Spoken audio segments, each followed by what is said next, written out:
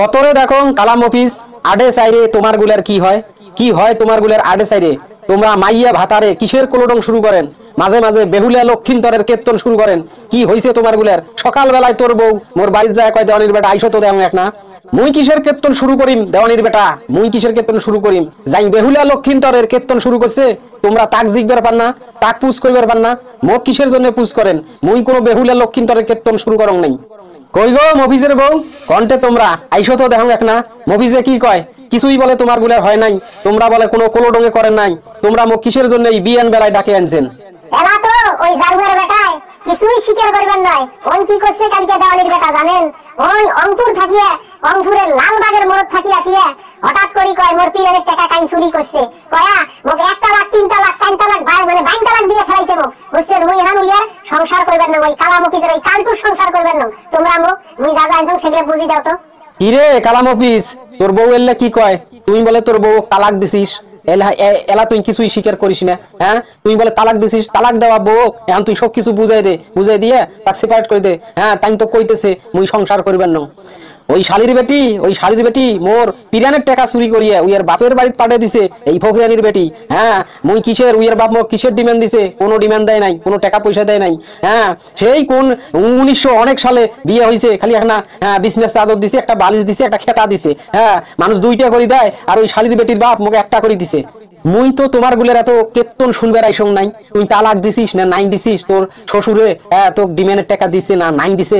মুই এই গ্রামের মাতাব্বর বুঝছিস, মুখ সবাই সম্মান করে সালাম দেয়।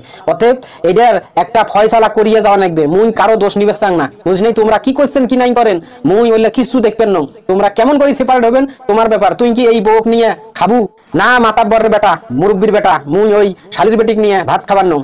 ভাত খাবার নয় কি করবো এই বয়সে? হ্যাঁ, শেষ বয়সে আসি যদি বউ তালাক দেশ। হ্যাঁ, এই বাচ্চা কাচ্চা গুলো বড় হয়েছে, এলে বিয়ে দেওয়া নাকবেন নয়। মানুষ যদি শোনে যে বেড়া বেটি বড় হওয়ার পর হ্যাঁ তোমরা গুলে তালাক দেওয়া হয়েছে, ছাড়াছাড়ি হয়েছে, তখন তুই বেড়া বেটি গুলে বিয়ে দিবার পাবু? হ্যাঁ, আরে মোর বেড়া বেটির বিয়ে দেওয়ার চিন্তা করবেন না। মুই অল্লের কোনো চিন্তা নাই। মোর বাহার বন্ধের সয় সম্পত্তি আছে, রানী সত্যবতীর বংশধর, এইটাই মোর বড় পরিচয়। এই কথা শুনলে মোর বেড়া বেটি সবাই এমনি নিয়ে যাবে। আসলে রে কালাম অফিস, তোর যদি চাপাখেন না থাকিল হয় বুঝছিস, কুত্তে তো বুঝছিস, মোর মুখেন খারাপ করিস না, কুত্তে তো বুঝছিস। হ্যাঁ, মোর মুখেন খারাপ করিস না। শোন, এটা গ্রামের দুর্নাম। তুই যদি বউ নিয়ে খাইস তাহলে আবার ওই বিয়ে কিন্তু দৌড়ে নেওয়া লাগবে, বুঝিস নাই? বিয়ে দৌড়ে না নিলে কিন্তু ওই বউ আর হালাল হবার নাই, এই কথাটা কিন্তু মনে রাখিস। এলে দৌড়া মোরা মোর নয়, বুঝছেন? মুই ওই শালির বেটি নিয়ে সংসারে করবেন না। মোর বাহার বন্ধের কয় বিঘা সয় সম্পত্তি যাইবে। হ্যাঁ, উইয়াক মুই তালাক দিছং। আচ্ছা, ওই যখন দাবি করছে সব কিছু নিবের, উইয়ের বাপ জেলে দেয় নাই, তাও মুই এক শোক দেন, তবু মুই উইয়াক মোর ঘরত রাখবেন না।